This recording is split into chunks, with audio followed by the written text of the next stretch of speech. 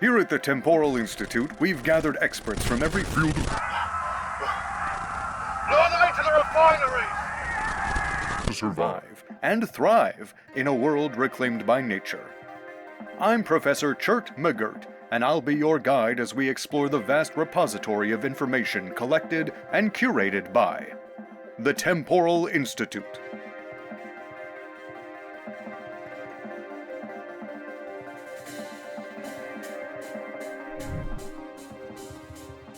Hello and good morning. I hope you have your thinking caps on because we have a lot of information to go over today in order to get you set for success in a brave new world. After refamiliarizing yourself with yourself, you'll have found yourself in a brand new land. Depending on the climate of the world, you may be greeted with a sight like this, or this, but most likely something like this. With nothing but the clothes on your back and a dream in your heart, it's time to take your first steps towards rebuilding civilization. You'll want to gather the bare essentials to get things moving as quickly as possible, and to do so, you're going to need some basic tools. No, not Larry, our unpaid intern. I mean knives, axes, and the like crafted from sticks and stones you're likely to find close at hand. Finding sturdy yet pliable sticks should be a snap. Either by breaking apart branchy leaves or finding them loose on the ground in forests, you should soon find yourself with an ample supply of tree fingers. Depending on the geologic makeup of the area you find yourself in, there may be multiple stone types available. Keep your eyes peeled for any of the following: flint, granite, andesite, chert, basalt, peridotite, or obsidian.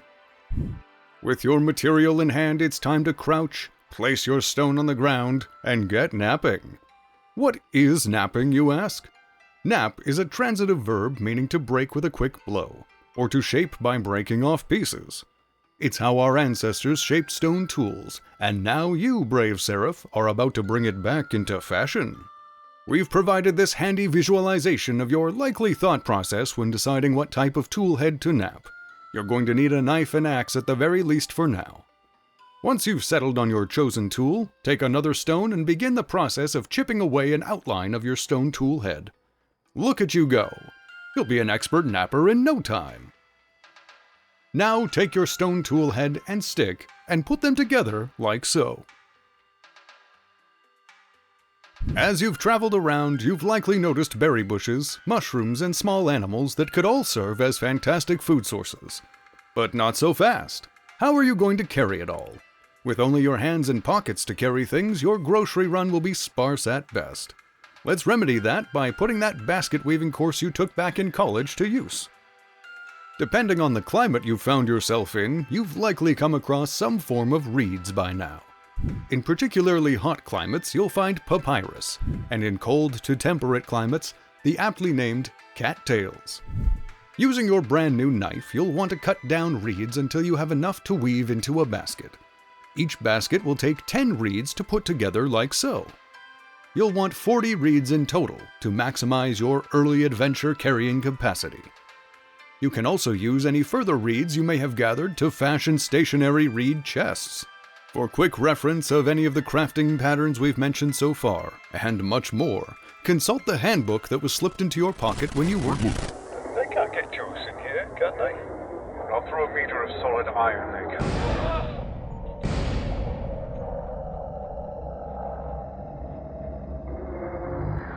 Damn bastards. Stay behind me. With our baskets in hand, let's cover some readily available sources of food to tide you over before finding a place to set down roots. Speaking of roots, as you were harvesting reeds, you likely noticed the stems left behind. Using your knife to harvest these roots can indeed give you an early food source once cooked on a campfire, though you're far better off replanting those roots to allow them to regrow over time. Now let's cover the ins and outs of both hunting and gathering during your hunter-gatherer stage of existence. With a spear, axe, or knife in hand, you can head out in search of several kinds of prey. But watch out!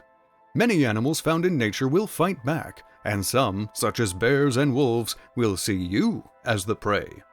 Regardless of your quarry, a spear or several are highly recommended for their superior damage, reach, and ability to be thrown. The various animals our researchers believe you're likely to find can be placed into 3 categories. Passive animals will not fight back and are likely to flee if harmed, such as chickens, gazelles, hares, salmon, and termites. Neutral animals will enter a fight or flight response when harmed. These include foxes, pigs, raccoons, and sheep.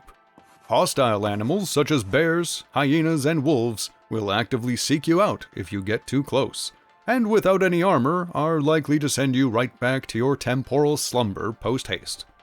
What are you to do if you find yourself in an imminently life-threatening situation such as this? Don't worry, we'll be covering that later on. Depending on how well fed the animal is, they'll have more or less meat and fat on them. Use your trusty knife to harvest the pelt, meat, fat, and bones from your kill, as every part of the animal has its use. Fun fact: bones make excellent handles for small tools and lend slightly more durability than sticks. Moving away from mobile food sources, there are a plethora of foodstuffs obtainable through foraging. Berry bushes should be plentiful in most areas of the world, apart from deserts and the northernmost reaches of the globe. While not very filling, these berries provide a compact snack while on the go. Also, much like roots of cattails and papyrus, these bushes can be collected and replanted elsewhere, making for a great early source of local, renewable food that doubles as decoration. A more satisfying, albeit far rarer source of fruit that you may come across would be fruit trees. Apples, pears, cherries, and more can be found growing on trees if the time is right. Fruit trees will only bear fruit once per year and only for a limited time. If the tree isn't ready, it would be best to come back later. Be sure to mark the location on your map that was also conveniently slipped into your pocket when you weren't looking. You may also come across wild crops such as vegetables and grains growing free among the forests and rolling hills. These serve the dual purpose of providing edible food so long as they've sufficiently matured, as well as potential seeds that can be used for farming. We'll be covering farming in greater detail in the Rotate Your Crops for Science tape later on in this series. The last wild food source we'll be covering today is mushrooms. Despite being categorized as vegetables by the culinarians of our age, mushrooms are neither plant nor animal, but something else entirely. In the not-so-distant past, mushrooms began a rapidly changing evolutionary path. The first crossbreeding other variants found in the substance that spread. How we ended up with so many species of fungal delicacies. Not all of our fungi friends are safe for seraph consumption, however. These are, as of right now, the 10 known poisonous or outright deadly mushrooms. Remember their names, remember their faces, for they will show no mercy upon a weary traveler. If you're ever uncertain, always be sure to check your handy-dandy handbook before chowing down, or you might just find yourself shiitake out of luck. Additionally, mushrooms being tenacious in their own survival will tend to pop back up after some time in the same area they were originally found. Be sure to mark it on your map when you find your favorite fungus. After a long first day acquainting yourself with your surroundings, nightfall will be fast approaching, and it's time to learn what sets us apart from the animals. That's right, fire. You're going to need some firewood to keep the lights on. So grab the axe you crafted earlier, find your nearest tree, and get to whacking. Chopping down the base of a tree will cause gravity to do the rest for you. In the interest of conservation, Professor Lily Waters would like me to remind you that harvesting the leaves before cutting down a tree will yield a higher chance of finding seeds to replant said tree. Replanting is essential to maintaining a local source of lumber. Once you have your logs in hand, place your axe above them like so, and voila, freshly cut firewood.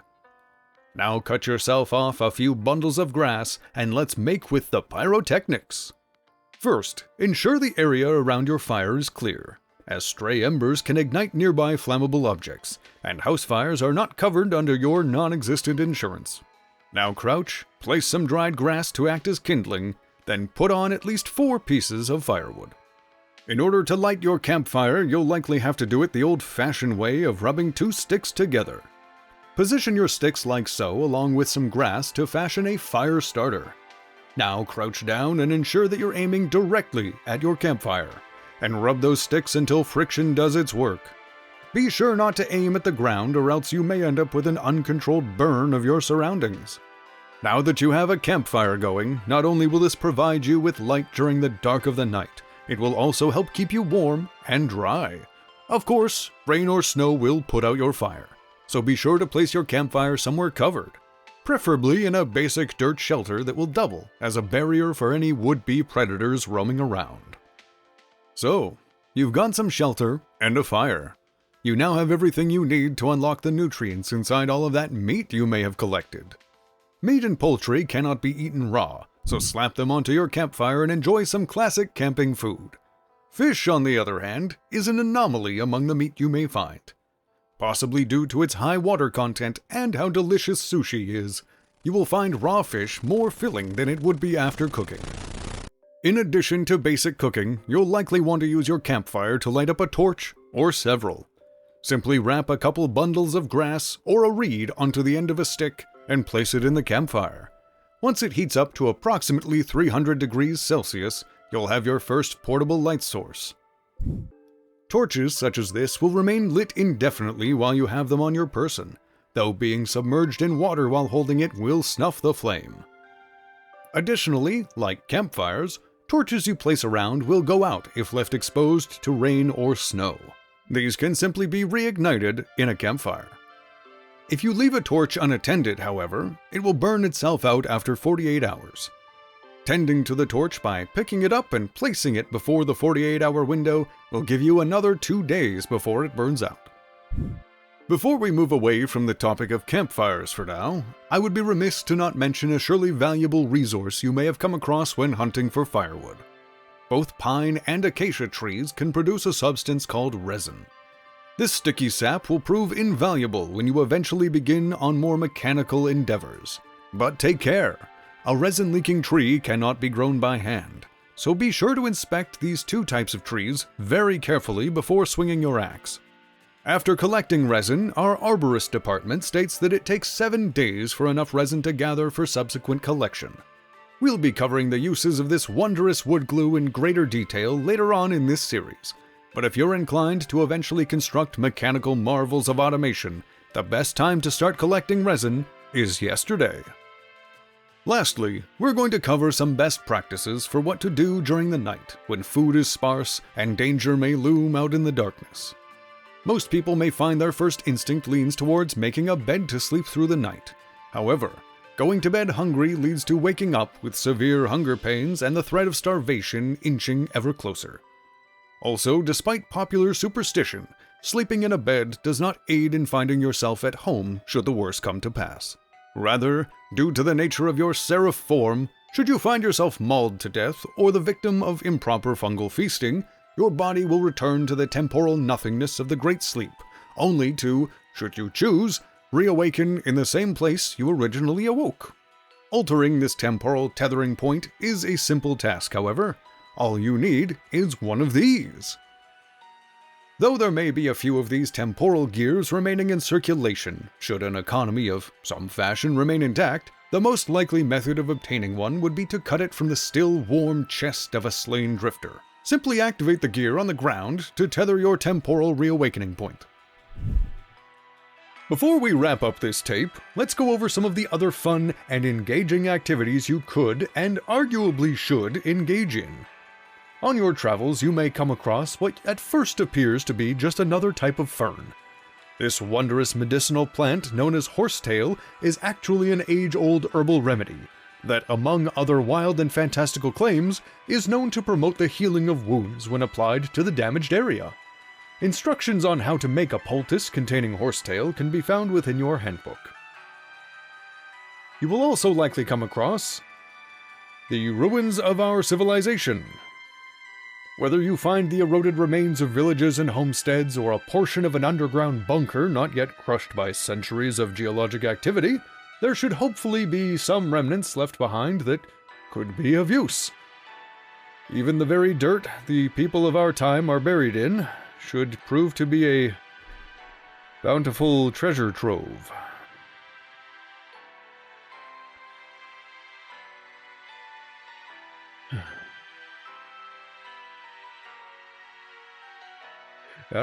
Surface deposits of copper and other elements that you may come across will be a good indicator for the presence of ore veins. Be sure to mark their location on your map to return once you've gathered enough nuggets to equip yourself with a pickaxe durable enough to break through stone. You should also be able to gather nuggets of copper, among other things, the same way prospectors of our time have done, by panning. Sand, gravel, and even the soil filled with the remains of our countrymen will prove useful. Simply carve a wooden pan by applying your knife to a log, like so. Then get up to your waist in water and begin panning. While sifting through remains, you may even come across jewelry the nobles of our age will inevitably be buried in. Lastly, be sure to locate and collect at least a modicum of either blue clay or fire clay during your exploratory travels, as pottery is not only a great way to pass the night in your dirt hut, but will prove vital in your survival in this untamed land. In the next tape, we'll cover everything from cooking pots to shingles, and shape your mind so you can break the mold with all things ceramic. I've been Professor Chert McGert, and on behalf of the Temporal Institute, we wish you all the success in your endeavors.